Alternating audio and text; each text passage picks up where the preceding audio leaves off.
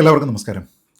നടി ആക്രമിക്കപ്പെട്ട കേസിലെ വിധിന്യായം പുറത്തു വന്നപ്പോൾ അതിൽ പറഞ്ഞിരിക്കുന്ന പ്രധാനപ്പെട്ട കാര്യങ്ങൾ എന്തൊക്കെയാണ്, എന്തുകൊണ്ടാണ് എട്ടാം പ്രതിയായിട്ടുള്ള നടൻ ദിലീപിനെ കുറ്റവിമുക്തനാക്കിയത് തുടങ്ങിയ കാര്യങ്ങളെക്കുറിച്ചിട്ടുള്ള വിശദ വിവരങ്ങളെല്ലാം തന്നെ ഈ വിധിയെ ആസ്പദമാക്കി വിശദീകരിക്കുന്ന ഒരു വീഡിയോ സീരീസിലെ ഏറ്റവും പുതിയ വീഡിയോ ആണിത്. 4ാമത്തെ വീഡിയോ. ഇത്തവണ നമ്മൾ ചർച്ച ചെയ്യുന്നത് ഇതുമായി ബന്ധപ്പെട്ട് ഏറ്റവും കൂടുതൽ ചർച്ച ചെയ്യപ്പെട്ടിരുന്ന ഹോട്ടൽ അബാദ് പ്ലാസയിൽ കൊച്ചിയിൽ നടന്നിരുന്ന ഒരു ഗൂഢാലോചനയെക്കുറിച്ചാണ്. അതിൻ്റെ സ്റ്റോറി ഏതാണ്ട് എല്ലാവർക്കും അറിയാവുന്നതാണ്. മലയാള മനോരമയുടെ മഴവിൽ അഴകിൽ അമ്മ എന്നുള്ള ഒരു പ്രോഗ്രാമിൻ്റെ ഭാഗമായിട്ടുള്ള ഒരു റിഹേഴ്സൽ ക്യാമ്പ് ഏതാണ്ട് 7-8 ദിവസം 2013 ഈ ഹോട്ടലിൽ വെച്ച് നടക്കുകയാണ്. അത് നടക്കുന്ന സമയത്ത് മലയാള സിനിമയിലെ ഏതാണ്ട് എല്ലാ പ്രധാനപ്പെട്ട നടന്മാരും അവിടെയുണ്ട്, നടിമാരും അവിടെയുണ്ട്. ആ സമയത്ത് അവിടെ വെച്ച് ദിലീപും ഈ അതിജീവിതയും തമ്മിൽ ഒരു തർക്കമുണ്ടാകുന്നു. അതിനെ തുടർന്ന് ഭീഷണി മുഴക്കുന്നു. അങ്ങനെ ഉണ്ടായ ദേഷ്യത്തിൻ്റെ അടിസ്ഥാനത്തിൽ പെട്ടെന്ന് നടൻ ദിലീപ് പൾസർ സുനിയെ ഹോട്ടലിലേക്ക് വിളിച്ചു വരുത്തുന്നു. എന്നിട്ട് ആ ഹോട്ടലിൻ്റെ 410ാമത്തെ മുറിയിൽ വെച്ച് അവർ തമ്മിൽ ഗൂഢാലോചന നടത്തുന്നു. അങ്ങനെ ഈ 1.5 കോടി രൂപയുടെ കൊട്ടേഷൻ കൊടുക്കാനായിട്ട് തീരുമാനിക്കുന്നു എന്നുള്ളതാണ് പ്രോസിക്യൂഷൻ്റെ വാദം. അപ്പോൾ ഈ വാദം അതിശക്തമായിട്ടുള്ള ഒരു വാദമാണ് എന്ന് പറയുന്നതിൻ്റെ കാരണം അന്ന് അവിടെ ഉണ്ടായിരുന്ന ചലച്ചിത്ര പ്രവർത്തകരിൽ ചില ആൾക്കാരൊക്കെ തന്നെ അവരുടെ മൊഴി മാറ്റിയിരുന്നു. അതുകൊണ്ട് തന്നെ ഇത് വളരെ ഗുരുതരമായിട്ടുള്ള ഒരു പ്രശ്നമാണ്. വളരെ തെളിവുകളോട് കൂടിയിട്ടാണ് ഈ അബാദ് പ്ലാസയിൽ ഉണ്ടായിരുന്ന ഗൂഢാലോചനയെക്കുറിച്ച് ഈ പ്രോസിക്യൂഷൻ വാദങ്ങളൊക്കെ ഉയർത്തിയത് എന്നതാണ് നമ്മൾ ഇതുവരെ കേട്ടത്. എന്നാൽ എത്രത്തോളം ദുർബലമായിരുന്നു ഈ വാദങ്ങൾ എന്നതിനെക്കുറിച്ച് വളരെ കൃത്യമായിട്ട് അക്കമിട്ട് വിചാരണ കോടതി പറഞ്ഞിരിക്കുന്നതാണ് ഈ വിധിന്യായത്തിൽ നമ്മൾ കാണുന്നത്. ഇതുവരെ നമ്മൾ കേട്ടിരുന്ന, നമ്മൾ വിശ്വസിച്ചിരുന്ന പല കാര്യങ്ങളും അവാസ്തവമോ കെട്ടിച്ചമച്ചതോ ആയിട്ടുള്ള കാര്യങ്ങളായിരുന്നു എന്ന് ഈ വിധിന്യായത്തിൽ നിന്ന് വ്യക്തമാണ്. അതിൻ്റെ വിശദ വിവരങ്ങൾ എന്തൊക്കെയാണ് എന്ന് പരിശോധിക്കുകയാണ് ഈ 4ാമത്തെ വീഡിയോയിൽ നോക്കാം. നമുക്കറിയാം, ഈ മഴവിൽ അഴകിൽ അമ്മയുടെ റിഹേഴ്സൽ നടക്കുന്ന സമയത്ത് മലയാള സിനിമയിലെ നിരവധി ചലച്ചിത്ര പ്രവർത്തകർ അവിടെയുണ്ട്. അപ്പോൾ ആ സമയത്ത് അവിടേക്ക് പൾസർ സുനിക്ക് പ്രവേശിക്കാൻ കഴിയുമോ എന്നുള്ളതാണ് പ്രോസിക്യൂഷൻ പരിശോധിച്ച ഒരു കാര്യം. അതേപോലെ കോടതിയും പരിശോധിച്ചത് അതുതന്നെയാണ്. മൊഴി മാറ്റിയതും മാറ്റാത്തതുമായിട്ടുള്ള നടീനടന്മാരുടെ എല്ലാം അഭിപ്രായത്തിൽ അവിടെ അങ്ങനെ മറ്റൊരാൾക്ക് പുറത്തു നിന്ന് പ്രവേശിക്കാനായിട്ട് സാധ്യമല്ല. കാരണം അവർക്ക് ആക്സസിന് ടാഗും കാര്യങ്ങളുമുണ്ട്. ഈ ഒരു പ്രത്യേക ഏരിയ മറ്റുള്ള ആൾക്കാരുടെ എൻട്രി ഒക്കെ റെസ്ട്രിക്റ്റ് ചെയ്തിട്ടുണ്ടായിരുന്ന ഒരു ഏരിയയാണ്. അവിടേക്ക് ഈ താരങ്ങൾക്ക് ഇഷ്ടപ്പെട്ട ആൾക്കാരെ പോലും അവിടേക്ക് വിളിക്കാനായിട്ട് സാധ്യമല്ല എന്നാണ് എല്ലാവരും മൊഴി പറയുന്നത്.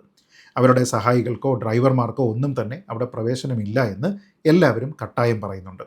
അപ്പോൾ ദിലീപിന് അനുകൂലമായിട്ട് മൊഴി കൊടുക്കുന്ന ആൾക്കാരാണെങ്കിലും ദിലീപിന് അനുകൂലമല്ലാത്ത മൊഴി കൊടുക്കുന്ന ആൾക്കാർക്കാണെങ്കിലും ഈ ഒരു കാര്യത്തിൽ ഒരു വിധത്തിലുള്ള തർക്കവുമില്ല. അതുകൊണ്ട് തന്നെ അവരാരും അവിടെ പൾസർ സുനി പ്രവേശിക്കാനുള്ള ഒരു സാധ്യതയെക്കുറിച്ച് സപ്പോർട്ട് ചെയ്യുന്നില്ല, ഈവൻ റിമോട്ടായിട്ട് പോലും. തന്നെയുമല്ല, അങ്ങനെയുള്ള ഒരു ആളിൻ്റെയും സ്റ്റേറ്റ്മെൻറ്റിൽ പൾസർ സുനി അവിടെ വന്നതായിട്ട് കാണിക്കുന്നില്ല. ഇതിലെ ഏറ്റവും പ്രധാനപ്പെട്ട കാര്യം, ഈ അബാദ് പ്ലാസ ഹോട്ടലിലെ ജീവനക്കാരെ ഇതിൻ്റെ സാക്ഷികളായിട്ട് കൊണ്ടുവന്നിട്ടില്ല. അങ്ങനെ കൊണ്ടുവന്നിരുന്നുവെങ്കിൽ പൾസർ സുനിയെ അവരാരെങ്കിലും കണ്ടിട്ടുണ്ടോ എന്നുള്ള ഒരു വാദം കോടതിയിൽ വരുമായിരുന്നു. പക്ഷേ എന്തുകൊണ്ടോ പ്രോസിക്യൂഷൻ, പോലീസ് ഒന്നും തന്നെ അബാദ് പ്ലാസയിലെ സ്റ്റാഫിനെ അവിടെ കൊണ്ടുവന്നിട്ടില്ല എന്നുള്ളതാണ് വസ്തുത. എന്തായാലും ഈ സിനിമാ പ്രവർത്തകരെല്ലാം തന്നെ പറയുന്നതനുസരിച്ച് അവർ മാത്രമേ അവിടെ ഉണ്ടായിരുന്നുള്ളൂ, മറ്റുള്ള ആൾക്കാർക്ക് അവിടെ പ്രവേശനമില്ല. എന്ന് വെച്ചാൽ പൾസർ സുനിക്ക് അവിടെ പ്രവേശനമില്ല എന്നാണ് നമ്മൾ മനസ്സിലാക്കുന്ന ഏറ്റവും പ്രധാനപ്പെട്ട കാര്യം. ഇവിടെ റൂം നമ്പർ 410 ദിലീപ് താമസിച്ചോ ഇല്ലയോ എന്നുള്ളതാണ് മറ്റൊരു വിഷയം. അവിടെ റൂം നമ്പർ 410 അദ്ദേഹത്തിനായിട്ട് അലൊക്കേറ്റ് ചെയ്തിരിക്കുന്ന ചില രേഖകളുണ്ട്. പക്ഷേ അദ്ദേഹം അവിടെ ആയിരുന്നില്ല താമസിച്ചത്. എറണാകുളത്ത് തന്നെ അദ്ദേഹത്തിൻ്റെ വീട്ടിൽ നിന്നാണ് അദ്ദേഹം പോയി വന്നത് എന്നുള്ള ഒരു ക്ലെയിമുണ്ട്. അവിടെയുള്ള എറണാകുളത്തുള്ള പല നടീനടന്മാരും അങ്ങനെയാണ് ചെയ്തിരുന്നത് എന്നതിനെക്കുറിച്ച് പലരും മൊഴി കൊടുത്തിട്ടുമുണ്ട്. പക്ഷേ എങ്കിലും ഒരു വാദത്തിന് വേണ്ടി ദിലീപ് അവിടെ തന്നെ ഉണ്ടായിരുന്നു എന്ന് തന്നെ നമ്മൾ വിശ്വസിക്കുകയാണ് എങ്കിൽ ഈ പ്രോസിക്യൂഷൻ കൊടുത്തിരിക്കുന്ന തെളിവുകളൊക്കെ തന്നെ നിലനിൽക്കുമോ എന്നുള്ളതാണ് ഇതിൻ്റെ അൾട്ടിമേറ്റ് ടെസ്റ്റ്. അവിടെ റിഹേഴ്സൽ നടക്കുന്ന സമയത്ത് തർക്കമുണ്ടാകുന്നു, അല്ലെങ്കിൽ അവിടെ ഭീഷണി മുഴക്കുന്നു എന്നൊക്കെയാണ് പറയുന്നത്. പക്ഷേ ഒരാളുടെയും മൊഴിയിൽ നിന്ന് അങ്ങനെ എന്തെങ്കിലും തരത്തിലുള്ള ഒരു ഭീഷണി അവിടെ മുഴക്കിയതായിട്ട് എസ്റ്റാബ്ലിഷ് ചെയ്യാൻ പ്രോസിക്യൂഷന് കഴിയുന്നില്ല. ഇവിടുത്തെ ഏറ്റവും പ്രധാനപ്പെട്ട കാര്യം, പൾസർ സുനിയെ ഇവരാരും തന്നെ കണ്ടിട്ടില്ല. പൾസർ സുനി അവിടെ എത്തിയതായിട്ട് അവിടെയുള്ള ചലച്ചിത്ര പ്രവർത്തകർക്ക് ഒരു വാദവുമില്ല. അപ്പോൾ ഇവിടെയുള്ള ആൾക്കാരുടെ എല്ലാവരുടെയും മൊഴിയും കാര്യങ്ങളും എല്ലാം പോലീസ് ശേഖരിച്ചതിന് ശേഷം പിന്നീട് മാസങ്ങൾക്ക് ശേഷം പുതിയ ഒരു വിറ്റ്നസിനെ കൂടി പോലീസ് അവിടേക്ക് ചേർക്കുകയാണ്. Witness number 120. ഈ 120ാമത്തെ വിറ്റ്നസിനെ എങ്ങനെയാണ് പോലീസ് ട്രേസ് ചെയ്തത് എന്നതിനെക്കുറിച്ച് കോടതിയുടെ മുന്നിൽ ഒരു രേഖകളും വരുന്നില്ല. എന്തായാലും ഈ 120ാം വിറ്റ്നസ് വന്നിട്ട് പറയുന്നത് താൻ പൾസർ സുനിയുടെ സുഹൃത്താണ്, പൾസർ സുനി തന്നെ ഈ ഹോട്ടലിലേക്ക് വിളിച്ചുകൊണ്ട് പോകുന്നു, എന്നിട്ട് ഇദ്ദേഹം പുറത്ത് നിൽക്കുകയും പൾസർ സുനി അകത്തേക്ക് പോവുകയും ചെയ്യുന്നു. ഈ മഴവില്ലഴകിൽ അമ്മ എന്നുള്ള പ്രോഗ്രാമിൻ്റെ ഒരു ഫ്രീ ടിക്കറ്റ് ഇദ്ദേഹത്തിന് കൊടുക്കാം, അത് സംഘടിപ്പിച്ച് തരാം എന്ന് പറഞ്ഞിട്ടാണ് പൾസർ സുനി അകത്തേക്ക് പോകുന്നത്. പക്ഷേ അകത്തേക്ക് പോയ പൾസർ സുനി കുറേയധികം സമയം കഴിഞ്ഞിട്ടും മടങ്ങി വന്നില്ല എന്നതിൻ്റെ അടിസ്ഥാനത്തിൽ ഇദ്ദേഹം കോൺടാക്ട് ചെയ്യുമ്പോൾ വരാനായിട്ട് വൈകും, അതുകൊണ്ട് ഈ 120-ാം വിറ്റ്നസ് അദ്ദേഹത്തിൻ്റെ സുഹൃത്ത് തിരിച്ചു പോയിക്കോളൂ എന്നാണ് പൾസർ സുനി പറയുന്നത്. അതിനനുസരിച്ച് അദ്ദേഹം തിരിച്ചു പോവുകയും ചെയ്തു. ഈ ഒരു സ്റ്റേറ്റ്മെൻറ്റിനെ ആധാരമാക്കിയാണ് പൾസർ സുനി അബാദ് പ്ലാസ ഹോട്ടലിനുള്ളിലേക്ക് പോയി എന്നും അദ്ദേഹം അവിടെ എന്തോ ഒരു കൂടിക്കാഴ്ചയിലോ മറ്റെന്തോ കാര്യത്തിലോ ആയിരുന്നു, കുറേയധികം സമയം അതെടുക്കുന്നുണ്ട്, അതുകൊണ്ട് ഉടനെ തന്നെ തിരിച്ചു വന്നില്ല, അപ്പോൾ അവിടെ ഒരു ഗൂഢാലോചന നടന്നിരിക്കാനുള്ള സാധ്യതയാണത് കാണിക്കുന്നത് എന്ന് പ്രോസിക്യൂഷൻ വാദിച്ചത്.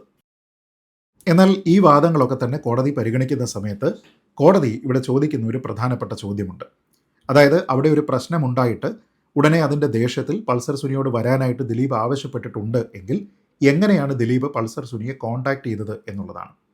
അവിടെ പൾസർ സുനിയെ ദിലീപ് വിളിച്ചതായിട്ടുള്ള എന്തെങ്കിലും ഫോൺ രേഖകളില്ല. അതുകൊണ്ട് തന്നെ പൾസർ സുനിയോട് ദിലീപ് ഏത് തരത്തിലാണ് കോൺടാക്റ്റ് എസ്റ്റാബ്ലിഷ് ചെയ്തത്, അവിടേക്ക് വരാനായിട്ട് ആവശ്യപ്പെട്ടത്, ഈ കാര്യത്തിനെക്കുറിച്ച് ഒരു തെളിവുമില്ല. കാരണം പെട്ടെന്നുണ്ടാകുന്ന ഒരു പ്രകോപനത്തിൻ്റെ അടിസ്ഥാനത്തിൽ പൾസർ സുനിയെ അങ്ങോട്ട് ഗൂഢാലോചനയ്ക്ക് വേണ്ടി വിളിച്ചു വരുത്തുകയായിരുന്നുവെങ്കിൽ ദിലീപ് നിശ്ചയമായിട്ടും പൾസർ സുനിയെ കോൺടാക്ട് ചെയ്തിരിക്കണം. പക്ഷേ എങ്ങനെയാണ് കോൺടാക്ട് ചെയ്തിരിക്കുന്നത് എന്നതുമായി ബന്ധപ്പെട്ട് പ്രോസിക്യൂഷന് ഒരു ഉത്തരവുമില്ല എന്നുള്ളതാണ് ഇതിലെ ഏറ്റവും പ്രധാനപ്പെട്ട ഒരു പോരായ്മ. മറ്റൊരു പ്രധാനപ്പെട്ട കാര്യം, പൾസർ സുനി എങ്ങനെയാണ് അകത്തേക്ക് പോയത് എന്നതിനെക്കുറിച്ച് ഈ 120-ാമത്തെ വിറ്റ്നസ് പറയുന്നുണ്ട്. അദ്ദേഹം പറയുന്നതനുസരിച്ച് റിസപ്ഷൻ വഴിയാണ് പൾസർ സുനി അകത്തേക്ക് പോയത്. അങ്ങനെയെങ്കിൽ എന്തുകൊണ്ടാണ് റിസപ്ഷനിലെ സ്റ്റാഫിനെ, അബാദിലെ സ്റ്റാഫിനെ ഇതിൽ സാക്ഷിയാക്കാത്തത്, അവരോട് ഇത് ചോദിച്ചോ എന്നുള്ള ഒരു ചോദ്യത്തിനും പ്രോസിക്യൂഷന് മറുപടിയില്ല. അപ്പോൾ ആരും കാണാതെ പൾസർ സുനി ഈ ഒരൊറ്റ വിറ്റ്നസ് മാത്രം കണ്ട് അകത്തേക്ക് പോയി എന്നുള്ള ഒരു വാദമാണ് പ്രോസിക്യൂഷനെങ്കിൽ അത് കോടതിയിൽ നിലനിൽക്കുന്നതല്ല എന്നുള്ളതാണ് പ്രധാനപ്പെട്ട കാര്യം. ഇനി ഈ വിറ്റ്നസ് 120 പ്ലാന്റഡ് ആണ്, അത് പ്രോസിക്യൂഷൻ നിർമ്മിച്ചെടുത്തിരിക്കുന്ന സാക്ഷിയാണ് എന്നൊരു വാദം ഇവിടെ ദിലീപിൻ്റെ ഡിഫൻസിനുണ്ട്. പക്ഷേ എങ്കിൽ പോലും അതിനെ പരിഗണിക്കാതെ ഈ 120-ാം വിറ്റ്നസ് സത്യത്തിൽ പൾസർ സുനി വിളിച്ചിട്ട് അവിടെ വന്നിരുന്നു എന്ന് പ്രൂവ് ചെയ്യുകയാണെങ്കിൽ പോലും അവിടെ ഒരു പ്രശ്നമുണ്ട്. അതായത് അയാൾ ഈ ഹോട്ടലിന് പുറത്ത് വന്ന് നിന്നിട്ടേ ഉള്ളൂ, പൾസർ സുനി അകത്തേക്ക് പോവുകയാണ്. പൾസർ സുനി പോയിരിക്കുന്നത് എവിടേക്കാണ് എന്നതിനെക്കുറിച്ചോ, ഈ 410-ാം മുറിയിലാണ് പൾസർ സുനി എന്നതിനെക്കുറിച്ചോ, അവിടെ ദിലീപിനെ കണ്ട് ഗൂഢാലോചന നടത്തുകയാണ് എന്നതിനെക്കുറിച്ചോ ഒരു ഇൻഫർമേഷനും പൾസർ സുനി ഈ വിറ്റ്നസിനോട് പറഞ്ഞിട്ടില്ല. അപ്പോൾ അറ്റ് ബെസ്റ്റ് അവിടെ ഇവർ രണ്ടുപേരും ഉണ്ടായിരുന്നെങ്കിൽ തന്നെ പൾസർ സുനി അകത്തേക്ക് പോയി എന്നും കുറേ സമയമായിട്ട് വന്നില്ല എന്നും ഇദ്ദേഹം തിരിച്ചു പോയി എന്നും മാത്രമേ അർത്ഥമുള്ളൂ. അതിനർത്ഥം അകത്ത് വെച്ച് ദിലീപുമായിട്ട് ഗൂഢാലോചന നടത്തി എന്നല്ല. കാരണം പൾസർ സുനി ഏത് സമയത്താണ് അവിടേക്ക് പോയത് എന്നതുമായി ബന്ധപ്പെട്ട് കോൺഫ്ലിക്റ്റിംഗ് ആയിട്ടുള്ള സ്റ്റേറ്റ്മെൻ്റ് ഉണ്ട്. അത് രാത്രി 7 മണിക്കും 9 മണിക്കും ഇടയിലാണോ അതോ മറ്റൊരു സമയത്താണോ, ഈ കാര്യങ്ങളെക്കുറിച്ചൊക്കെ തന്നെ കൃത്യമായിട്ടുള്ള ഒരു ധാരണയില്ല. അതായത് ഏത് സമയത്താണ് പൾസർ സുനി അവിടെ ഈ വിറ്റ്നസ്സുമായി വന്നത് എന്നതിനെക്കുറിച്ചോ പോയത് എന്നതിനെക്കുറിച്ചോ അദ്ദേഹം എവിടെയായിരുന്നു എന്നതിനെക്കുറിച്ചോ ഒന്നും തന്നെ പറയുന്നില്ല. തന്നെയുമല്ല, ഇദ്ദേഹം ഈ സുഹൃത്തിനോട് പറഞ്ഞിട്ട് പോയത് തന്നെ മഴവില്ലഴകിൽ അമ്മ എന്ന ഷോയുടെ ഒരു ടിക്കറ്റ് തരപ്പെടുത്തി കൊടുക്കാം എന്ന് പറഞ്ഞിട്ടാണ്. അപ്പോൾ അതുകൊണ്ട് തന്നെ അദ്ദേഹം അതിനു വേണ്ടിയിട്ടാണോ പോയത്, അതിന് ആരോടെങ്കിലും അദ്ദേഹം സംസാരിച്ചിരുന്നോ, ഈ കാര്യത്തിനെക്കുറിച്ചും ഒരു തരത്തിലുള്ള ക്ലാരിറ്റിയും പ്രോസിക്യൂഷൻ ഇല്ല എന്നുള്ളതാണ് വസ്തുത. അപ്പോൾ ഏറ്റവും പ്രധാനപ്പെട്ട കാര്യം, പൾസർ സുനിയുടെ സാന്നിധ്യം അവിടെ ഉണ്ടായിരുന്നു എന്ന് തെളിയിക്കുന്നതിൽ പോലും പ്രോസിക്യൂഷൻ ദയനീയമായി പരാജയപ്പെടുകയാണ്. രാത്രി 7 മണിക്കും 9 മണിക്കും ഇടയിലാണോ പൾസർ സുനി അവിടെ ചെന്നത്, അതോ ഈ മീറ്റിംഗ് നടന്നിരിക്കുന്നത് വെളുപ്പിനെ 1 മണിക്ക് ശേഷമാണോ, ഇതിലേത് സ്റ്റേറ്റ്മെൻറ്റാണ് ശരി എന്നതിനെക്കുറിച്ച് ചോദിക്കുന്ന സമയത്ത് അന്വേഷണ ഉദ്യോഗസ്ഥൻ ബൈജു പൗലോസ് പറയുന്നത് അതൊരു ക്ലറിക്കൽ മിസ്റ്റേക്ക് ആണ് എന്നാണ്. അങ്ങനെ ഒരു ക്ലറിക്കൽ മിസ്റ്റേക്കും കൊണ്ടാണ് കോടതിയുടെ മുന്നിൽ ഇവർ പോകുന്നത് എന്നുള്ളത് ഇങ്ങനെയുള്ള വളരെ ഗുരുതരമായിട്ടുള്ള ഒരു വിഷയത്തിൽ അവിശ്വസനീയം എന്ന് മാത്രമേ നമുക്ക് പറയാനുള്ളൂ. ഈ പരിപാടി നടത്തിയിരുന്ന മലയാള മനോരമയിൽ നിന്നുള്ള ആൾക്കാരെ ആരെയും തന്നെ ഇതിൽ ചോദ്യം ചെയ്തിട്ടില്ല, അഥവാ അവരിൽ നിന്ന് മൊഴിയെടുത്തിട്ടില്ല, കോടതിയുടെ മുന്നിൽ കൊണ്ടുവന്ന് സാക്ഷിയായിട്ട് കാണിച്ചിട്ടില്ല എന്നുള്ളതും ഈ അന്വേഷണത്തിലെ പ്രധാനപ്പെട്ട ഒരു വീഴ്ചയാണ്. ഇനി ഈ പൾസർ സുനിയുടെ സുഹൃത്തായിട്ടുള്ള 120-ാമത്തെ വിറ്റ്നസ്, അദ്ദേഹം പോലീസിന് മൊഴി കൊടുത്തിരിക്കുന്നതായിട്ട് രേഖപ്പെടുത്തിയിരിക്കുന്നത് 2017 ജൂലൈ മാസം 29-ാം തീയതിയാണ്. എന്നാൽ അതേ മൊഴിയിൽ ഈ അന്വേഷണ ഉദ്യോഗസ്ഥനായിട്ടുള്ള ബൈജു പൗലോസ് ഒപ്പിട്ടിരിക്കുമ്പോൾ അദ്ദേഹം എഴുതിയിരിക്കുന്ന തീയതി അതിനേക്കാൾ 10 ദിവസം മുമ്പ് 19 ജൂലൈയാണ്. 29 ജൂലൈ 2017 കൊടുക്കുന്ന മൊഴിയിൽ എങ്ങനെയാണ് 19 ജൂലൈ 2017 അന്വേഷണ ഉദ്യോഗസ്ഥന് ഒപ്പിടാൻ കഴിയുന്നത് എന്നതിനെക്കുറിച്ച് ഒരു തരത്തിലുള്ള വിശദീകരണവും പ്രോസിക്യൂഷൻ്റെ ഭാഗത്ത് നിന്നില്ല. എന്തായാലും ജൂലൈ മാസത്തിലെങ്കിലുമാണ് ഈ 120-ാമത്തെ വിറ്റ്നസ് അഥവാ പൾസർ സുനിയുടെ സുഹൃത്തിൽ നിന്ന് ഈ സ്റ്റേറ്റ്മെൻറ്റ് എടുക്കുന്നത് എന്ന് പറയുന്നുണ്ട് എങ്കിലും ഈ ജൂലൈ മാസത്തിൽ എടുത്തിരിക്കുന്ന സ്റ്റേറ്റ്മെൻറ്റ് കോടതിയിലെത്തുന്നത് ആ വർഷം നവംബറിൽ മാത്രമാണ്. എന്തുകൊണ്ടാണ് ഇത്ര പ്രധാനപ്പെട്ട ഒരു സ്റ്റേറ്റ്മെൻറ്റ് കോടതിയിൽ അതിനു മുമ്പ് എത്താതിരുന്നത് എന്നുള്ള പ്രധാനപ്പെട്ട ഒരു ചോദ്യത്തിന് ഒരു തരത്തിലുള്ള മറുപടിയുമില്ല. അതിനെക്കുറിച്ച് വളരെ കൃത്യമായിട്ട് കോടതി ഈ വിധിയിൽ എഴുതിയിട്ടുണ്ട്. അതിൽ പറയുന്നത് ഇങ്ങനെയാണ്: PW261 ബൈജു പൗലോസിനെ കുറിച്ചാണ്. He has not given any explanation regarding the non reaching of the statement in the court till 22 November 2017 എന്നാണ്. അപ്പോൾ എന്തുകൊണ്ടാണ് നേരത്തെ ജൂലൈ മാസത്തിൽ എടുത്തിരിക്കുന്ന ഈ സ്റ്റേറ്റ്മെൻറ്റിൽ ഒരുപക്ഷെ ടൈം മെഷീൻ വെച്ച് 10 ദിവസം മുമ്പ് അതിൽ കൗണ്ടർ സൈൻ ചെയ്തിരിക്കുന്ന ഈ സ്റ്റേറ്റ്മെൻറ്റ് മാസങ്ങൾ കഴിഞ്ഞ് മാത്രം കോടതിയിൽ എത്തിയിരിക്കുന്നത് എന്നതിനെക്കുറിച്ച് ഒരു തരത്തിലുള്ള വിശദീകരണവുമില്ല. എന്നുവെച്ചാൽ കോടതിയുടെ മുന്നിൽ ഈ സ്റ്റേറ്റ്മെൻറ്റ് എത്തുന്നത് ഈ നവംബർ മാസത്തിൽ മാത്രമാണ്. അപ്പോൾ അത്രയും നാൾ ഇല്ലാതിരുന്ന ഒരു സാക്ഷിയാണ് പൊടുന്നനെ ആ സമയത്ത് കോടതിയുടെ മുന്നിൽ അവതരിപ്പിക്കപ്പെട്ടത് എന്നുള്ളതാണ് ഇതിലെ ഏറ്റവും പ്രധാനപ്പെട്ട കൗതുകം. ഇനി തങ്ങളുടെ ഭാഗം തെളിയിക്കുന്നതിന് വേണ്ടി പോലീസ് അല്ലെങ്കിൽ പ്രോസിക്യൂഷൻ കോടതിയിൽ കൊണ്ടുവന്നിരുന്ന മറ്റ് ചില തെളിവുകൾ കൂടി കെട്ടിച്ചമച്ചതാണ് എന്ന് കോടതിക്ക് ബോധ്യമുണ്ടാകുന്ന തരത്തിലുള്ള പല കാര്യങ്ങളും അവിടെ നടന്നു. ഒരുപക്ഷെ നമുക്ക് എല്ലാവർക്കും ഓർമ്മയുണ്ടാകും, തെളിവെടുപ്പിൻ്റെ ഭാഗമായിട്ട് ദിലീപിനെയും കൊണ്ട് ഈ അബാദ് പ്ലാസ ഹോട്ടലിൽ പോകുമ്പോൾ അന്ന് അവിടെ നിറയെ മാധ്യമങ്ങളുണ്ടായിരുന്നു, ദൃശ്യമാധ്യമങ്ങളടക്കം അവരെല്ലാം അവിടെ ഉണ്ടായിരുന്നു. ദിലീപ് അവിടെ എത്തുന്ന സമയത്ത് നമുക്കറിയാം അവിടുത്തെ മുറി തുറന്നു കിടക്കുകയാണ്. മുറിക്കുള്ളിൽ പോലീസ് ഉദ്യോഗസ്ഥരടക്കമുള്ള ആൾക്കാരവിടെയുണ്ട്. ആ സമയത്ത് റിപ്പോർട്ട് ചെയ്തുകൊണ്ടിരുന്ന, എൻ്റെ ഓർമ്മ ശരിയാണെങ്കിൽ മാതൃഭൂമിയുടെ റിപ്പോർട്ടറോടാണ് ആ സമയത്ത് ദിലീപ് പറയുന്നത്, ചേട്ടാ അറിയാവുന്ന കാര്യമൊക്കെ പറഞ്ഞാൽ പോരെ എന്നൊക്കെ പറഞ്ഞിട്ട് പോകുന്നത്. അത് പിന്നീട് വലിയ വാർത്തയായതും ആ വീഡിയോ വ്യാപകമായിട്ട് പ്രചരിച്ചതും ഒക്കെ തന്നെ നമ്മൾ കണ്ടതാണ്. അപ്പോൾ നമുക്കതിൽ നിന്ന് മനസ്സിലാക്കാൻ കഴിയുന്ന ഏറ്റവും പ്രധാനപ്പെട്ട കാര്യം, ഈ അബാദ് പ്ലാസ ഹോട്ടലിൽ തെളിവെടുപ്പിൻ്റെ ഭാഗമായിട്ട് ദിലീപിനെ കൊണ്ടുവരുന്ന സമയത്ത് ആ മുറി തുറന്നു കിടക്കുകയായിരുന്നു. പോലീസ് അദ്ദേഹത്തിനെ ആ മുറിയിലേക്ക് കൊണ്ടുവരികയായിരുന്നു. ആ മുറിക്കുള്ളിലും പോലീസുകാരുണ്ടായിരുന്നു എന്നാണ്. എന്നാൽ താൻ ഈ കുറ്റം സമ്മതിച്ചു എന്ന് പറഞ്ഞുകൊണ്ട് കസ്റ്റഡിയിലിരിക്കവേ പോലീസിനോട് ദിലീപ് കൊടുത്തിരുന്ന ഒരു അഡ്മിഷൻ സ്റ്റേറ്റ്മെൻറ്റ്, അതിനെക്കുറിച്ച് പോലീസ് പറയുന്നുണ്ട്. അതിൽ പറയുന്നത് പ്രകാരമുള്ള ഒരു സാഹചര്യമല്ല നമ്മളെല്ലാവരും അന്ന് നേരിട്ട് കണ്ടത്. ജൂലൈ മാസം 12-ാം തീയതി 2017 കസ്റ്റഡിയിലിരിക്കവേ ദിലീപ് താൻ ഈ കുറ്റം ചെയ്തു എന്ന് പോലീസിനോട് സമ്മതിക്കുന്നു എന്നുള്ളതാണ് പ്രോസിക്യൂഷന്റെ വാദം. അതിന് പ്രകാരം അദ്ദേഹമാണ് പറയുന്നത്, അബാദ് പ്ലാസയിൽ താൻ പൾസർ സുനിയുമായി ഗൂഢാലോചന നടത്തിയിരുന്ന മുറി താൻ കാണിച്ചു തരാം എന്ന് അദ്ദേഹം പറയുന്നത്. നോക്കുക, 12-ാം തീയതി പോലീസിൻ്റെ കസ്റ്റഡിയിൽ കിട്ടിയതിന് ശേഷമാണ് അദ്ദേഹം ഈ ഒരു വെളിപ്പെടുത്തൽ നടത്തുന്നതായിട്ട് പറയുന്നത്. ആ സമയത്തും അത് ഏത് റൂം നമ്പർ ആണ് എന്നതിനെക്കുറിച്ച് അദ്ദേഹം പറയുന്നില്ല. മറിച്ച് ജൂലൈ മാസം 12-ാം തീയതി അദ്ദേഹം പറയുകയാണ് താൻ അബാദ് പ്ലാസയിലുള്ള ഗൂഢാലോചന നടന്നിരിക്കുന്ന മുറി കാണിച്ചു കൊടുക്കാമെന്ന്. പക്ഷേ ഇവിടെയുള്ള ഒരു പ്രധാനപ്പെട്ട പ്രശ്നം, അതിൻ്റെ തൊട്ട് തലേ ദിവസം ജൂലൈ മാസം 11-ാം തീയതി പോലീസ് കൊടുത്തിരുന്ന ഒരു റിമാൻഡ് റിപ്പോർട്ടുണ്ട്. ആ റിമാൻഡ് റിപ്പോർട്ടിൽ അവർ പറയുന്നത് പൾസർ സുനിയും ദിലീപും തമ്മിൽ അബാദ് പ്ലാസയിലെ 410-ാമത്തെ മുറിയിൽ വെച്ച് ഗൂഢാലോചന നടത്തി എന്നാണ്. ആലോചിച്ച് നോക്കുക, ജൂലൈ മാസം 11-ാം തീയതി പോലീസ് പറയുന്നു പൾസർ സുനിയും ദിലീപും തമ്മിൽ അബാദ് പ്ലാസയിലെ 410-ാം മുറിയിൽ വെച്ച് ഗൂഢാലോചന നടത്തി. എന്നാൽ കസ്റ്റഡിയിൽ കിട്ടിയതിന് ശേഷം 12-ാം തീയതി ദിലീപ് പോലീസിനോട് പറയുന്നു അബാദ് പ്ലാസയിൽ ഗൂഢാലോചന നടന്നിരുന്ന മുറി ഏതാണ് എന്ന് ഞാൻ കാണിച്ചു തരാം എന്ന്. അപ്പോൾ ദിലീപിൻ്റെ കൺഫെഷൻ സ്റ്റേറ്റ്മെൻറ്റ് 12-ാം തീയതിയാണ് വരുന്നത് എങ്കിൽ എങ്ങനെയാണ് 410-ാം മുറിയിലാണ് ഈ ഗൂഢാലോചന നടന്നത് എന്ന് തലേ ദിവസത്തെ റിമാൻഡ് റിപ്പോർട്ടിൽ പോലീസ് എഴുതി ചേർത്തത്? പോലീസിന് ദിവ്യദൃഷ്ടിയുണ്ടോ എന്നുള്ളതാണ് പ്രധാനപ്പെട്ട ചോദ്യം. കോടതി ഇതിന് കാരണമായിട്ട് പറയുന്നത് ദിലീപിൻ്റെ ഈ സോക്കോൾഡ് അഡ്മിഷൻ, അദ്ദേഹത്തിൻ്റെ കുറ്റസമ്മതം ഉണ്ടാകുന്നതിന് മുമ്പ് തന്നെ അന്വേഷണ ഉദ്യോഗസ്ഥന് വളരെ കൃത്യമായിട്ട് ഈ റൂം നമ്പറിനെ കുറിച്ചിട്ടുള്ള വിവരമുണ്ടായിരുന്നു എന്ന് തന്നെയാണ്. അതല്ല എങ്കിൽ തലേ ദിവസത്തെ റിമാൻഡ് റിപ്പോർട്ടിൽ ഈ റൂം നമ്പർ 410 എന്ന് എഴുതി ചേർക്കുമായിരുന്നില്ല.